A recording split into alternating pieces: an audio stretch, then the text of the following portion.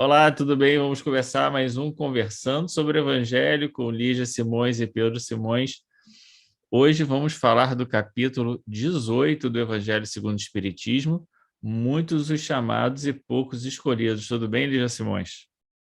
Tudo bem, hoje eu vou te cumprimentar como seus irmãos te cumprimentam. Tudo bem, Zé? Tudo bem, esse capítulo Zé, vem na sequência do Sede Perfeitos, e ele é um grande puxão de orelha, né? Porque depois de trazer, né, os caracteres da perfeição, ele vai dizer, olha, nem todo mundo vai conseguir isso, né? Muitos vão ser chamados, mas a maioria vai ficar pelo caminho, não é isso? nem todos estão atentos à importância, à seriedade e à profundidade do chamado. Bom dia, Pedro, bom dia a todos. Uma coisa interessante, Pedrinho, que eu observei nesse capítulo 18 é que Kardec se utiliza tendo, né, como pano de fundo muitos os chamados, e muitos os chamados é o convite, né, feito pelo Pai ou pelo Senhor para a conquista do reino de Deus em nós, para a nossa adesão ao bem pelo cumprimento das leis de Deus, como a gente tem observado nesse estudo, nessa conversa sobre o Evangelho. Mas é interessante que Kardec se utiliza de 6 referências de O Novo Testamento, né? De narrativas dos evangelistas, sejam parábolas ou máximas de Jesus, para ilustrar o muitos os chamados, né? Esse convite são várias formas de que Jesus se utiliza para nos falar do convite que nos é feito, chamado, e da nossa dificuldade, dos obstáculos para nós aceitarmos o chamado. Eu acho que essa é uma plataforma boa para a gente começar a reflexão, já que a gente não vai poder esmiuçar cada passagem, né? É lembrar, Pedro, como Roden diz no livro Sabedoria dos Evangelhos ou das Parábolas, ele tem os dois, né?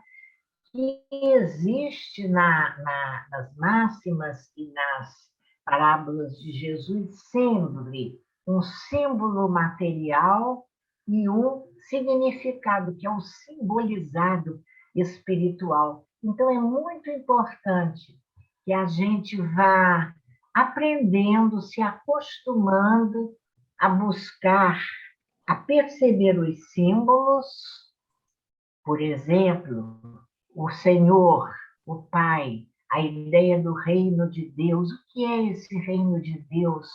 Por que Jesus falava do reino de Deus para um povo que esperava, que achava que a salvação estava na terra prometida, aqui na terra? Eles queriam a promessa realizada aqui na terra. Jesus traz a ideia do reino de Deus.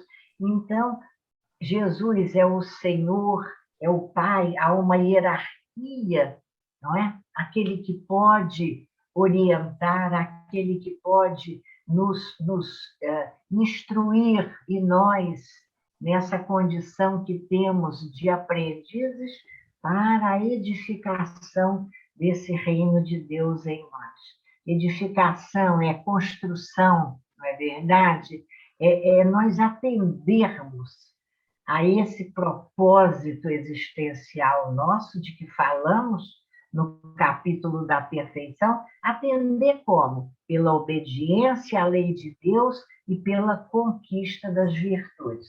E se você me dá ainda 2 minutinhos, um outro aspecto muito interessante, Pedrinho, na análise das passagens do Novo Testamento, e para a nossa compreensão isso é muito importante, é nós percebermos que Jesus, quando ele escolhe esses símbolos, de que ele vai se utilizar nas suas narrativas, ele escolhe esses símbolos de acordo com os diferentes públicos para quem ele fala.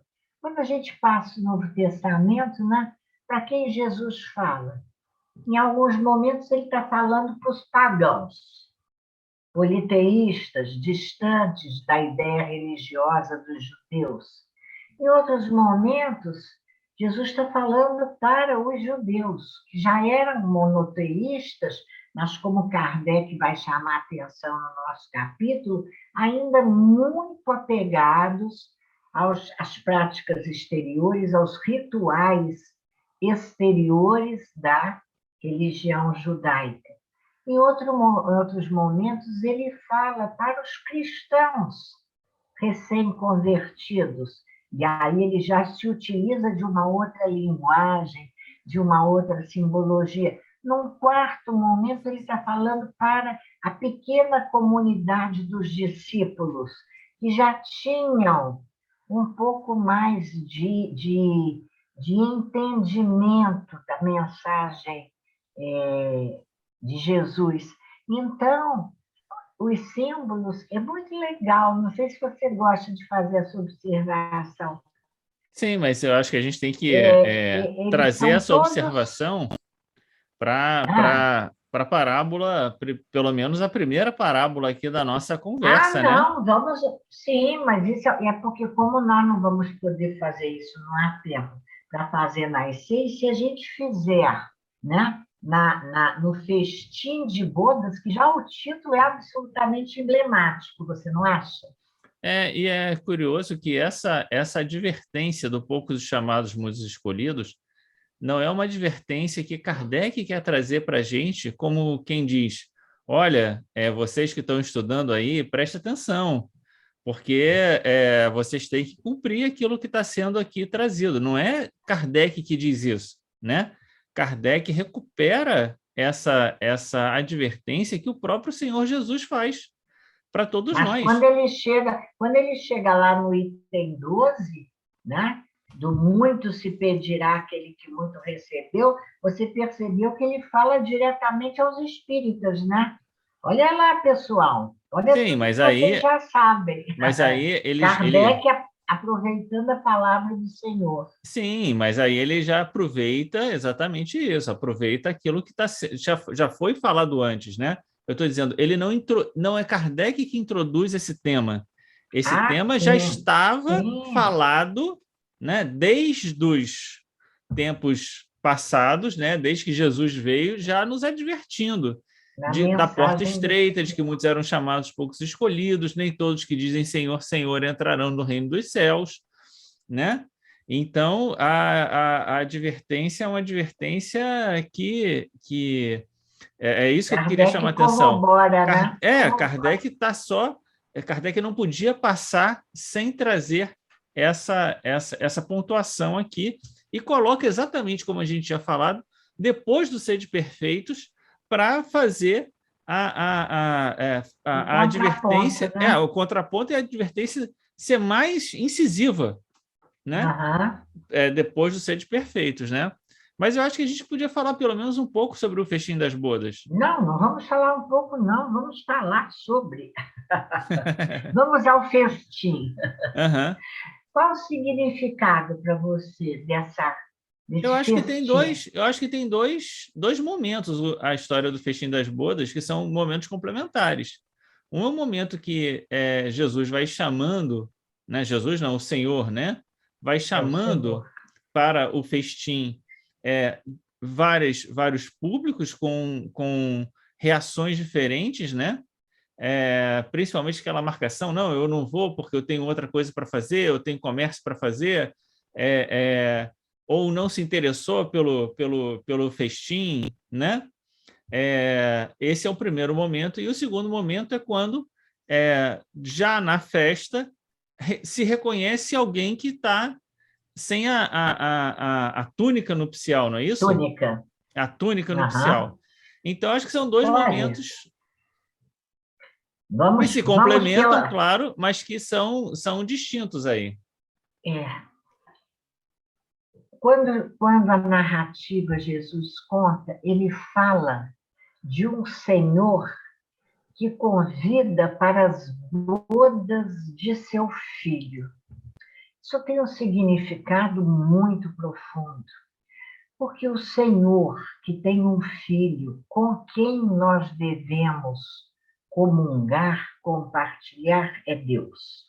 O Senhor é Deus. Sim, E ele claro. nos convida para comungarmos, para o festim de bodas, aliança, estar com o seu filho nessa união, ou seja, na aceitação de tudo aquilo que Jesus nos veio trazer para que nós possamos alcançar o reino dos céus, que se assemelha a um rei que, querendo festejar as bodas de seu filho, para estarmos nesse reino dos céus. Então, a primeira ideia linda é pensar que comungar com a lei de Deus trazida por Jesus no seu Evangelho é festa para os nossos corações.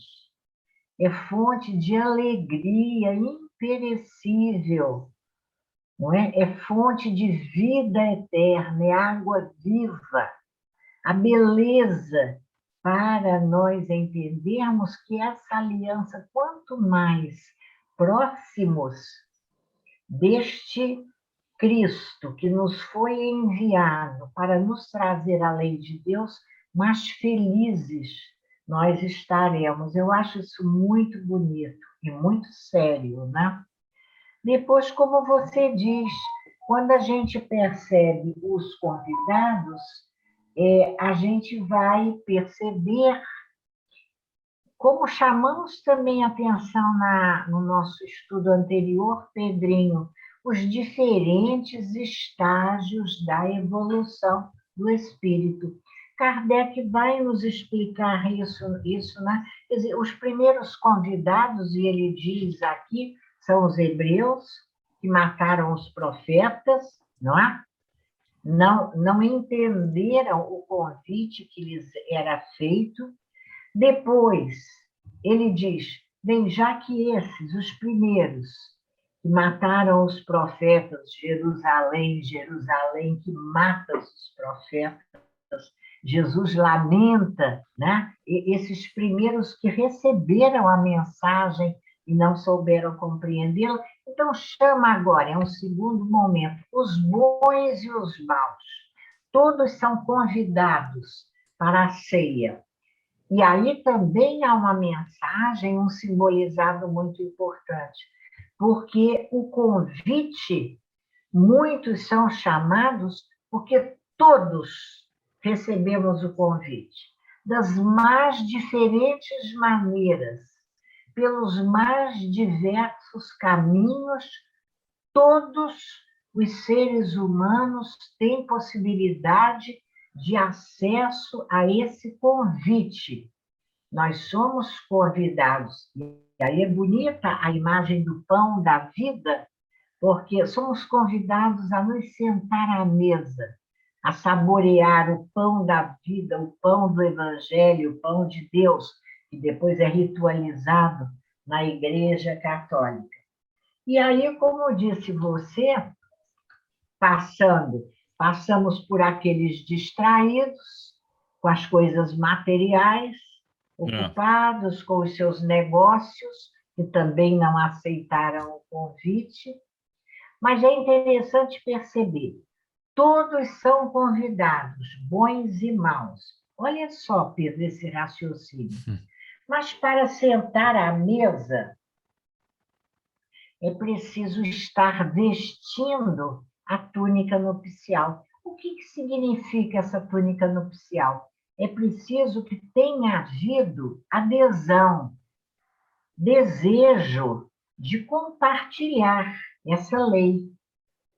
E aí também há uma outra interpretação, entendendo a a túnica como corpo espiritual que se transforma, pode ser também, mas não vamos pegar por aí.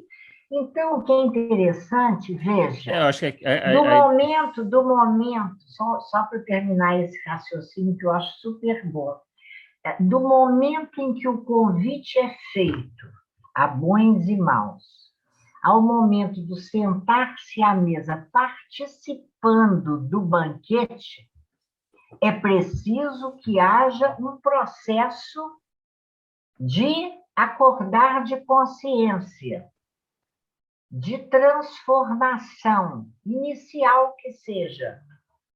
Não pode o mal, no estágio do mal que estava, não vai sentar-se à mesa e comungar. Então, do momento do convite ao momento do compartilhar o pão da vida, é preciso que tenha havido um despertar da consciência. eu acho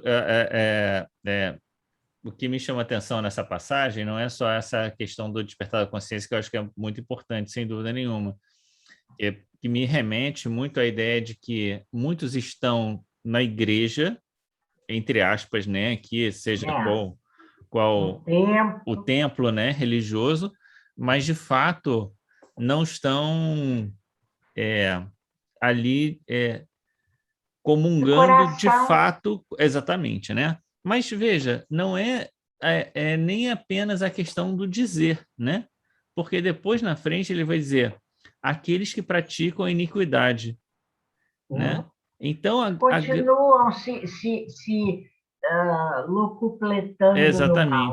Exatamente. Então a grande questão não é nem se você pode admirar, você pode gostar, você pode até se sentir bem no culto religioso, mas a grande questão é: você continua praticando a iniquidade ou não, né? Transformação. Exatamente, esse é o ponto, né? Esforço de transformação. Muito importante, né? Muito bonito isso. Porque senão, você repara, pareceria uma incoerência. Uai, mas não chamou os bons e os maus? Mas se convidou os maus, por que reclamou do homem estar mal vestido? Porque se esperava que, a partir do convite, ele se preparasse. Ele desse uma parte dele de se preparar para ir. E aqueles que vão do jeito que estão sem se preparar não vão poder participar, embora tenham recebido o convite. Muitos os chamados, poucos os escolhidos. Também tem uma questão que, embora que no final ele diga, né, que... Ele é Kardec ou Jesus? Jesus aqui na passagem. Os servos saíram, então, na passagem do festim, né? Os servos, então, saíram para as ruas e trouxeram todos os que, encontrando bons e maus. Jesus pede para que eles procurem nas encruzilhadas. Encruzilhada não é necessariamente um sinal, um símbolo, para usar a ideia, né, que você estava trazendo, um símbolo de um lugar... qualquer. Um lugar qualquer, um lugar onde você vai encontrar necessariamente pessoas boas, né? Então, por que eu estou falando isso? Porque vira e mexe, quer dizer, em diversas passagens, Jesus acaba colocando nos lugares de perdição, nos povos condenados, o lugar da virtude. Interessante a ideia de encruzilhada, eu não havia pensado nisso. Como pode ser também alguém que já esteja minimamente acordado, em dúvida, a encruzilhada, sem saber o caminho. Pode ser também. Mas Jesus acaba trazendo na parábola do samaritano, em outras passagens, a figura daquele que é o duvidoso da história, para colocar nele a virtude. E aqui, novamente... Gostei do duvidoso. E aqui, novamente, a ideia de que, olha, foi naqueles lugares obscuros que a gente encontrou aqueles que de fato desejavam, né, e estavam preparados para comungar das bodas, né, do Senhor, né? Da Então, festa, da participar festa. da festa. E nos comentários de E Kardec, eu acho aqueles. interessante Não, é, vamos lá. que ele chama atenção para a pureza de coração. A pureza de coração é um dos elementos que eu acho, assim, a gente já comentou aqui muito sobre a abnegação, o devotamento, mas a pureza de coração é um outro elemento que é imprescindível. Por quê? Se você, ainda que vacila, mas tem puro coração, essa pureza de coração, num certo sentido, te salva. Agora, se É, você não tem puro coração, não adianta o que você for falar, não adianta, né? Porque você já está marcado. Então, a pureza de coração é uma marca, quase que um passaporte é para a verdade. gente. Bom, você sabia, não sabia? Depois a gente vai chegar nessa questão do saber ou não saber, né? Mas você É, sabia ou não sabia? Bom, mas o que está no seu coração? Não, o seu coração é um coração bom, né? Então passa para o lado de cá. Kardec, quando ele termina no item 2 o comentário sobre o festim de bodas, ele fala exatamente isso, né, Pedrinho? Mas não basta ninguém ser convidado. Não basta dizer-se cristão, nem É, sentar-se à mesa para tomar parte no banquete. É preciso, antes de tudo, estar revestido da túnica nupcial. Isso é, ter puro o coração e cumprir a lei segundo o Espírito.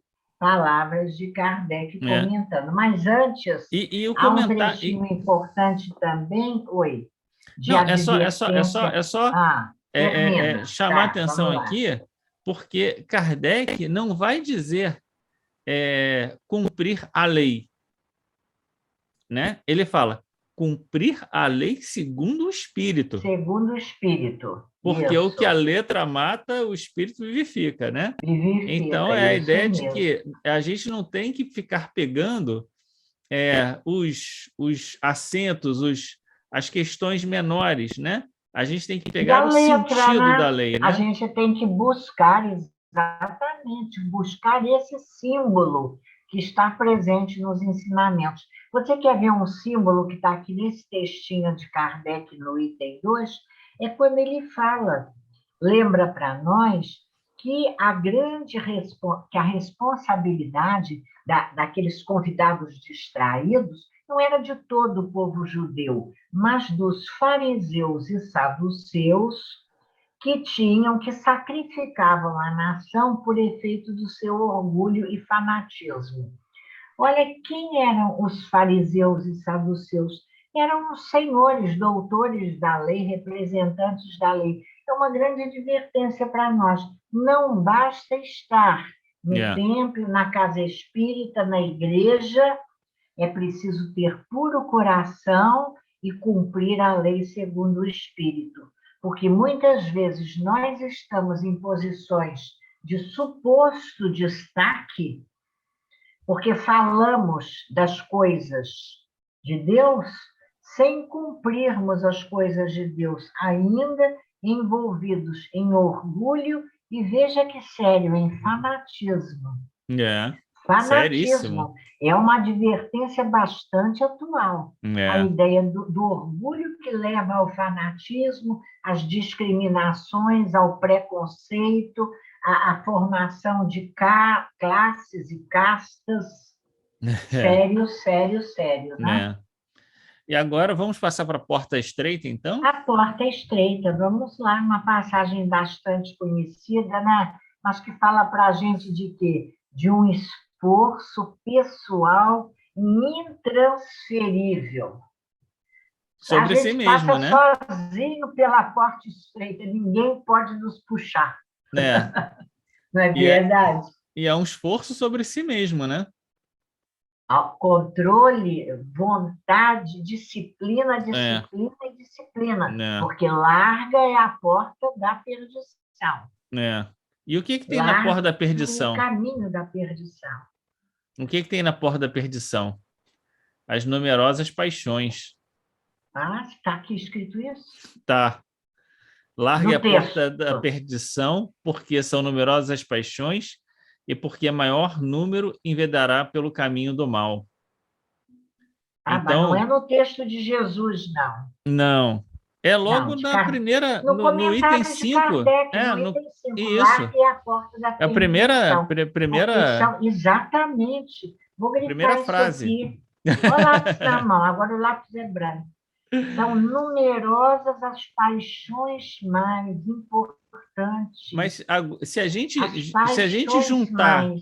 se a gente juntar essa passagem da porta estreita com o festim das bodas, a gente pode Isso, inferir, né, que sim, são essas as paixões aquelas que distraíram, né, e os que acabaram convidados, os convidados. os Exatamente, diferentes convidados, não é? exatamente, exatamente.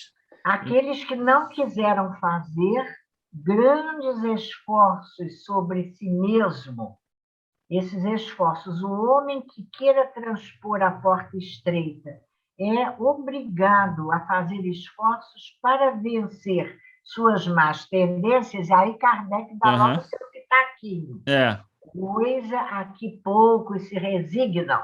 exatamente. Olha essa Se resignação. resignam, a vencer as más tendências. Você A sabe que gente quer... Ah, eu tenho depois que eu a gente já estudou essa passagem algumas vezes, né?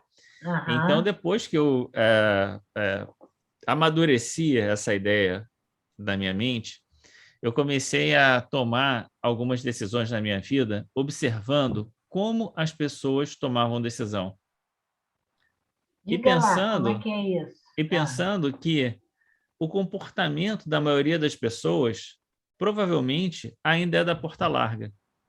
O nosso comportamento, a Sim, maioria sim, das pessoas somos sim, nós. mas É. para que eu pense como eu vou me comportar, entendeu? Sim, Então eu olho o comportamento, vejo o que as pessoas fazem normalmente nessa situação. as concessões, muitas concessões ao Exatamente. mal. E a É. grande questão é qual é o esforço que eu tenho que fazer sobre mim mesmo nesses comportamentos, entendeu? Então, se eu não preciso fazer nenhum esforço, se isso não leva a nenhuma conciliação com a outra pessoa, talvez seja a porta larga. Talvez eu tenha que pensar É um pouco a melhor. porta larga é a zona do conforto, né? Zona do conforto, tá? Não, Eu acho que não é só a zona do deixa conforto, quieto. não, viu? Hoje em Mas dia, por trás está sempre uma zona de conforto. Você não quer largar o que você já conhece, os seus hábitos, que você se compraz nessa vivência dessas paixões mais, e você desculpa, diz que elas não são tão mais assim, enfim. tem isso, tem isso. Mas eu acho que tem também, hoje em dia, uma busca muito por aquela ideia de você tem que satisfazer todos os seus desejos, você tem que ser feliz fazendo as coisas que você quer, uma atitude que às vezes se aproxima muito de uma ação egoísta, de você pensar muito em si, pouco no outro, e sempre são os outros que têm que se adequarem, Adaptar. adaptarem, né? E a questão é essa aqui que está colocada, né? A porta da estrela da salvação, porque grandes esforços sobre si mesmo obrigado o homem que a queira transpor. Então, qual é o esforço que eu estou fazendo sobre mim mesmo? Porque para cada Nas um é situações, diferente, né? sim, claro, para vencer as más tendências, porque coisas que poucos se resignam. Então, a chance das pessoas estarem se resignando diante das suas, né, más tendências e tomando determinadas resoluções é maior, é a porta larga. Então, observando isso, você pensa, bom, será que é assim que eu vou me comportar? O que isso traz para que eu pense esses esforços que eu tenho que fazer sobre mim mesmo, a educação que eu tenho que fazer sobre mim, para que a gente possa não ser um praticante da iniquidade. Entender que a questão não está no outro, está em você mesmo. Sim, sim, é Agora, olhar para o Pedro, outro para pensar a né? si, e não para julgar o outro, né?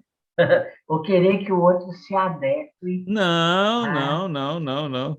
ao seu modo de ser. Não, não, Agora, não. você observou que esse segundo parágrafo do item 5, que começa ali, tal estado da humanidade terrena, ele é uma excelente resposta ao estudo da perfeição relativa que fizemos semana passada.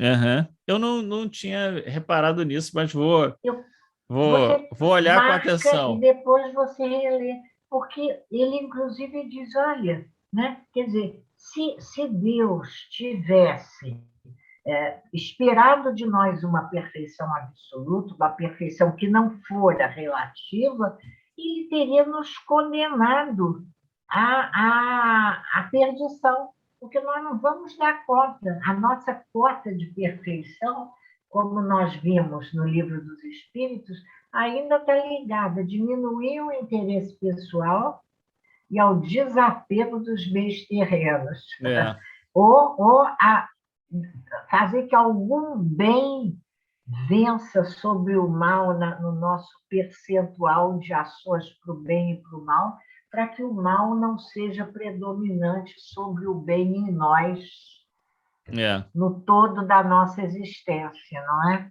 é isso Aqui aí. eu botei isso aqui, referência da perfeição que estudamos no capítulo anterior, o segundo parágrafo, o É, estado da humanidade terrena. quando ele diz, Muito né, que bom, aquelas palavras devem, pois, sentido estender-se no relativo. sentido relativo e não absoluto do termo, né? Aham, isso aí.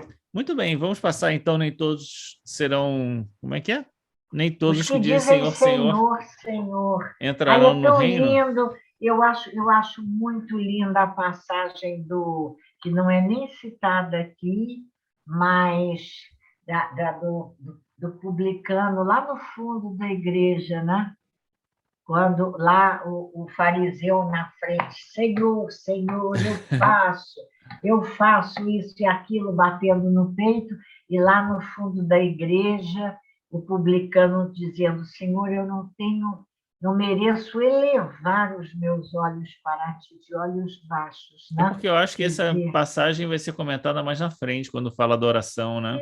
pois é, mas é lindo isso, é lindo a humildade. Ele não diz, Senhor, Senhor, eu não sou digno de levantar os meus olhos para ti. Isso é É. muito bonito, né? Humildade, Mas humildade. é nessa passagem que ele diz: Afastai-vos de mim, vós que fazeis obras da iniquidade, né? Aqui em quem diz Senhor, Senhor. É, E eles dizem, exatamente. mas Senhor, não profetizamos, não expulsamos É, o demônio, não é, fazemos milagre. é. Pode fazer milagre, pode ser papa, pode ser médium, pode ser Pode ser o que for, o né? pastor mais badalado, pode ser tudo. É, E ainda não tem puro coração e cumpre a lei segundo o Espírito, é. ainda está fazendo as obras da iniquidade. Mas o que são as obras da iniquidade? É ter a prece É, nos lábios e não no coração. E Kardec vai comentar: Afastai-vos de mim, vós cujo coração destila ódio e fel, sim, e que e derramais o sangue dos caluniais o vossos vosso irmãos em meu nome, próximo, fazendo espoliais que as fazeis corram viúvas. lágrimas em vez de secá-las, né? Então, todas as Uhum, vezes que nós geramos aquilo que a gente estava falando do dever, né? Ameaçamos a felicidade ou a tranquilidade, fazemos com que os nossos irmãos próximo. derramem lágrimas ao invés de secá-las, ainda mantemos no nosso coração ódio e fel, ou, né, entramos em uma luta, porque aqui derramar o sangue em meu nome, a gente pode pensar literalmente nas guerras religiosas, mas a gente pode Sim, pensar também né, nos embates da intolerância religiosa, do fanatismo e de todas essas coisas que são mais simbólicos em relação a isso, né? muito bom. E nessa passagem, mais uma vez, nós vamos encontrar uma referência àquilo que comentamos no início. o símbolo material e o simbolizado espiritual, porque Jesus aqui está falando para os judeus, para os judeus. Vós que desmentis com os atos o que dizeis com os lábios. Eles já conheciam a lei e falavam sobre a lei, mas ainda caluniavam o próximo, expoliavam as viúvas, uma prática da época, e cometiam adultério, que era um mal observado por eles. Estava na lei não cometer adultério, e eles cometiam. E também... Então, Jesus se utiliza do próprio conhecimento deles para chamar a atenção deles. Ele está falando aqui para os judeus. Não é? E também, quando tem a passagem do honrar vosso pai e vossa mãe, ele também chama atenção sobre isso, de que eles sabiam que estava na lei e não praticavam. E também uma outra passagem das mãos não lavadas, né? Que é exatamente as práticas exteriores. Então, tudo aquilo que é prática exterior... Sepulcros caiados por fora com podridão dentro. Tudo aquilo que é prática exterior... Essa é o mais forte, né? São como os sepulcros, Jesus caiados de branco por fora e dentro a podridão. Depois eu vou procurar essa passagem do sepulcro caiado, que eu não tenho de cabeça aqui. Mas não se assemelhar a sepulcros caiados. Mas eu acho muito séria essa questão das práticas exteriores, porque elas levam a uma falsa impressão de que você é um cumpridor, entre aspas, da lei, como a gente falou do moço rico, né? Daquela passagem do moço rico. Mas eu já sei isso tudo desde criança. Bom, sabe, e daí? Não, ele já tinha de memória tudo isso. Bom, mas e daí, né? As práticas exteriores fazem com que a gente tenha uma falsa impressão de que é, entre aspas, cumpridor da lei, né? Mas continua praticando os atos da iniquidade. Porque não provoca a transformação. A transformação. Quem pratica a prática exterior é o convidado, que vem para o banquete sem estar vestindo a túnica nupcial. Exatamente. Exatamente. Não é verdade? É uma outra Pedro, interpretação. E aqui, meu filho, que beleza esse último parágrafo. Olha que a nossa hora já vai adiantar. Mas isso aqui é um espetáculo, esse último parágrafo do item 9. Quem tiver o Evangelho aberto, pega o lápis, marca esse último parágrafo. Quando Kardec diz, falando sobre o caminho aberto, a prática da lei de amor e caridade, ele diz, são eternas as palavras de Jesus, porque são a verdade.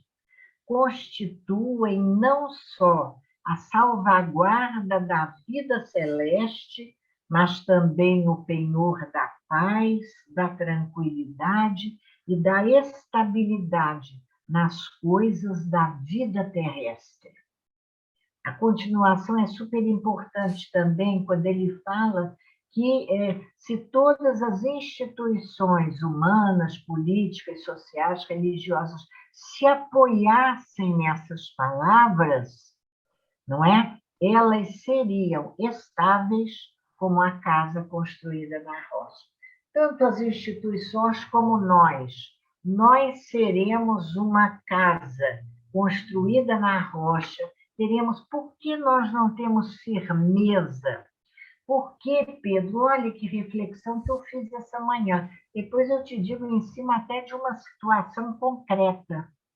Por que a gente que sabe tanto de falar de evangelho, que conhece o evangelho, mas na hora das nossas aflições, nós somos a casa levada pelo vento, que a enxurrada derruba. Não temos firmeza, porque ainda esse conhecimento, nós somos convidados, somos chamados, mas não somos escolhidos porque ainda não introjetamos.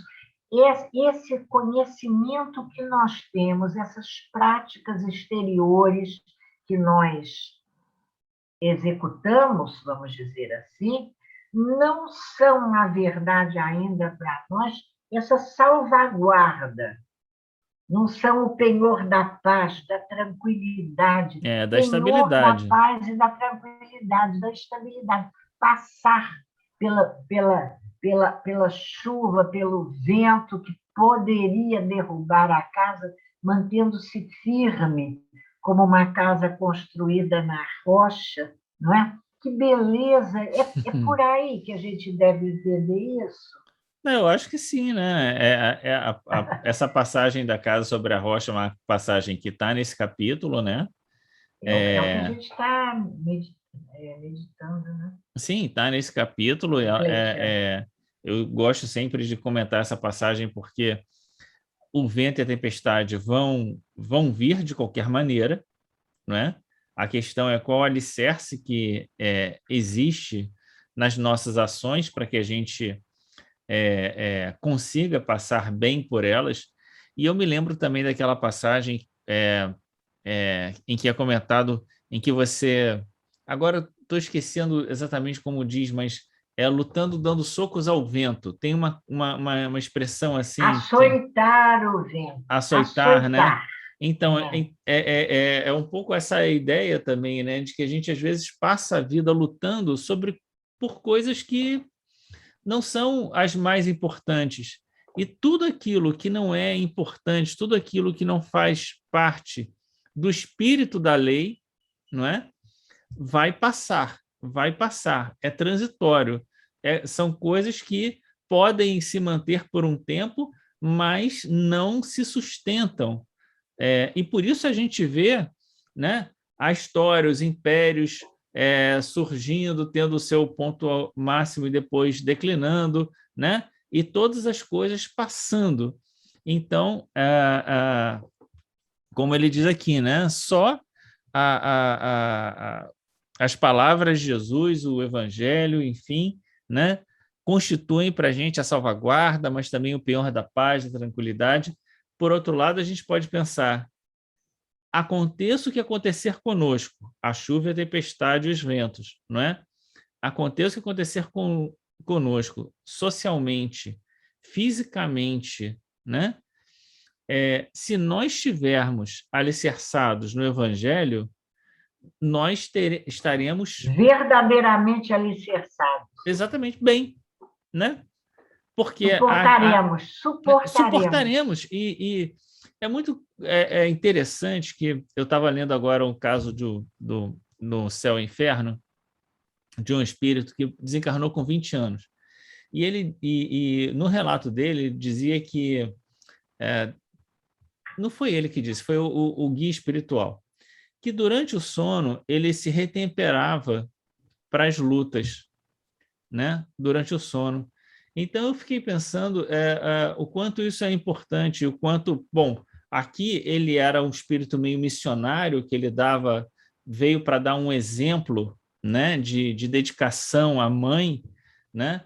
Mas ele era uma pessoa cristã, uma pessoa religiosa, enfim, e tinha, né, uma fonte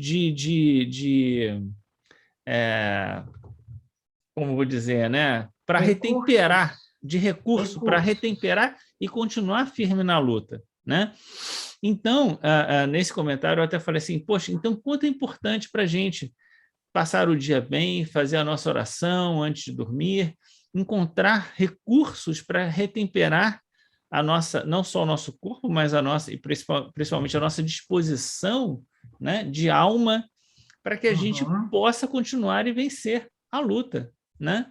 Então é um pouco nesse muito sentido, né? O importante. quanto a gente consegue, né, ter no Evangelho esse elemento de força moral para sustentação diante das lutas. Você veja que a imagem disso da casa na rocha a gente encontra na própria história, né, do cristianismo. Me lembrei, enquanto você comentava, dos discípulos chegando com Jesus a Jerusalém, né? E dizendo, Senhor, a beleza do templo. Aham. Templo, aquele templo de pedra, aquela beleza que era majestoso, imponente, o templo de Jerusalém. E Jesus olha com piedade, diz que não ficaria pedra sobre pedra. É, aquilo ia Quer dizer, passar, né? não resistiu essa construção, né? Por quê? E aqui é o final do comentário de Kardec. Porque o vento da renovação e o rio do progresso são Aniquilam, né? Passa por inevitáveis. cima, vão passar por cima. Virá o vento da renovação. Se a gente não se transforma por bem, olha, É, cuidado que veio a né? tempestade É. para provocar a nossa É o que está transformação. Que também Deus nos no Livro abençoe. dos Espíritos, no capítulo sobre o progresso, aquela passagem que a gente conhece do carunchoso edifício do passado, né? Que vai. Nota de Kardec, Que, na lei do não, trabalho, né? isso, eu acho que é do progresso. Que os É espíritos vão progresso? dizer isso, né? Que o progresso é feito de maneira lenta, mas que de tempos em tempos Sim, vem revoluções que colocam as abaixo. Aí revoluções eu tenho sociais. esse termo, né? O carunchoso edifício do passado, né? Que aí vem abaixo, aí diz que nesse momento a gente só observa a tempestade, a procela, né? A A destruição destruição, mas que isso é o ponto de partida de é uma a grande renovação, né? transformação. É a É, transformação, é. né? Muito bom.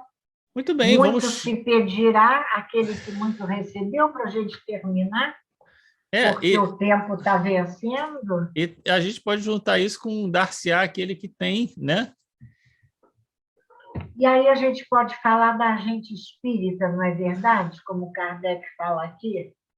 Puxa vida, já ouvimos Moisés, conhecemos e amamos Jesus e somos agora agraciados com a beleza e a profundidade e a seriedade do conhecimento espírita. O que temos feito disso? É. Ainda mais se Porque nasceu. muito será pedido a quem muito recebeu. Jesus Ainda mais se misericórdia. nasceu num berço espírita, né? Ainda mais, meu filho. Que Aí é responsabilidade responsabilidade a em dobro, nossa, né? né? A nossa responsabilidade. Como estamos É, nós, não é. é? Eu acho que o importante disso Agindo. tudo Olha, é a identificar aqui. culpabilidade está na razão das luzes que a criatura possua. Jesus, apaga a luz. Mas é isso, não vai no banquete, né? Não Vai vai, ficar de né? fora. Recusa, né? Né? É, Essa passagem eu gosto muito quando ele diz: se fosseis cegos, não teriam pecado, mas agora dizeis que vedes, e é por isso que é permanece por no isso. pecado, É por isso que né? vai sair da mesa do banquete. Olha, Você disse que quem não quiser pensar seriamente sobre isso, pula o item 12. Porque esse item 12 é um sacode de verdade para todos nós, não não, é? a gente tem que falar o contrário. Olha, preste atenção, não deixe de ler o item 12 para que Duas você vezes, acabe não três ficando de vezes. fora do banquete. Aos espíritas, pois, muito será pedido, porque muito hão recebido, mas também aos que houverem aproveitado, muito será dado. Quer dizer, Né? quando a gente pensa que está fazendo esforço, a gente está sendo agraciado, né? Como a Né? gente interpreta mal, né? Ah, Não, então, eu acho que é às uma vezes coisa a e outra, gente, né? porque não são os outros, a gente diz assim, mas então, o que o Espiritismo está me dizendo? Eu vou ter que abrir mão de tudo da minha vida para ser um bom espírito, então não precisa, vai abrir mão, não vai ganhar É, pois é, totalmente, pois né? é. Vou ter que De que abrir vida mão você de está falando, tudo. né? De que a gente está falando? Abrir mão de quê, né? Que De que vida, valores né? são esses, né? É. E É aí eu isso acho que aí. a questão que a gente poderia resumir aqui no final é que é pelas obras que se reconhece o cristão, né? É esse o ponto. Não é daquilo que você fala, não é daquilo que você faz no sentido das práticas exteriores, mas é do quanto você, de fato, segue em espírito, né? No espírito da lei, né? O ensinamento cristão. E aí, É reconhecer verdade. a árvore pelo fruto, né? Pelo aquilo que você faz, pelas obras, né? Nós que já vivemos na abundância, esse muito será dado, nós já vivemos na abundância de bênçãos, É, de recursos, abundância de conhecimento. Que beleza, meu filho, a gente pensar, não é? Que a gente que às vezes lamenta pequenas perdas materiais ou uma falta de recursos materiais, nos comparando numa infelicidade a quem tem mais do que a gente. Quantas vezes a gente distrai da abundância de recursos, é, de bênçãos, de conhecimento, desse evangelho que eu adoro, está escrito na capa do meu evangelho, é fonte de alegria para nossas vidas. é, Estudar o evangelho é fonte de alegria para as nossas é. vidas. Agora, eu acho que é uma questão assim importante pensar que, diante de toda essa advertência, tem aquela última, vamos dizer assim, né? Que é quando diz, e, e daquele que não... Como é que é? Deixa eu ver aqui. Ah, Porque aquele que já tem, mais se lhe dará, e ele ficará na abundância. Aquele, entretanto, que não tem, mesmo o que tem, se lhe tirará, né? Então, isso é uma grande advertência, porque essa abundância pode ser que, como não é nossa, né? Se nós não fizermos bom uso, pode ser que vamos depois perder a ela oportunidade. perdeu a oportunidade. É o, é São os o, empréstimos, os é o recursos, talento, enterrado, né? são os talentos que o Senhor da vida nos concede, muito bem lembrado, não é? E é belíssimo, a gente recomenda também a leitura dessa última mensagem do Espírito Simeão, quando ele fala, né, da árvore da vida que nos foi entregue para que nós possamos compartilhar os seus frutos benfazejos, que caem abundantes, alimentando o viajor faminto que deseja chegar ao termo da jornada. É muito lindo. A árvore do conhecimento que nos é concedida como um empréstimo, um talento, para que a gente, com os seus frutos, não só nos alimentemos, mas também alimentemos a todos aqueles que trilham conosco as estradas da vida no esforço de encontrarmos a porta estreita. Pois é, Do é isso. lado de lá da porta estreita, o festim de bodas. É, é. Fechou. Muito bem, vamos terminar então por aqui hoje?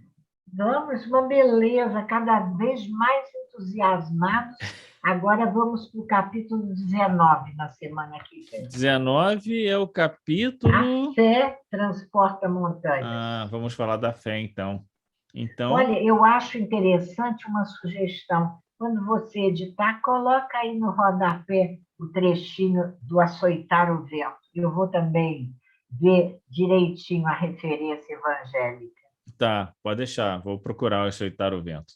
Tá bom? tá bom? Então, vamos terminar por aqui, agradecendo a Deus essa oportunidade, agradecendo a nossa vida, as oportunidades que temos, a abundância de recursos materiais e morais, principalmente, a bênção da doutrina espírita na nossa vida, pedindo a Deus que nos abençoe o dia, a semana, a nossa casa, a nossa família, e que a gente possa, cada dia mais, dar testemunho daquilo que já sabemos, não é isso? Com certeza. A hora é agora. É isso Até a aí. próxima quarta, se Deus Tchau, um grande quiser. abraço, tchau.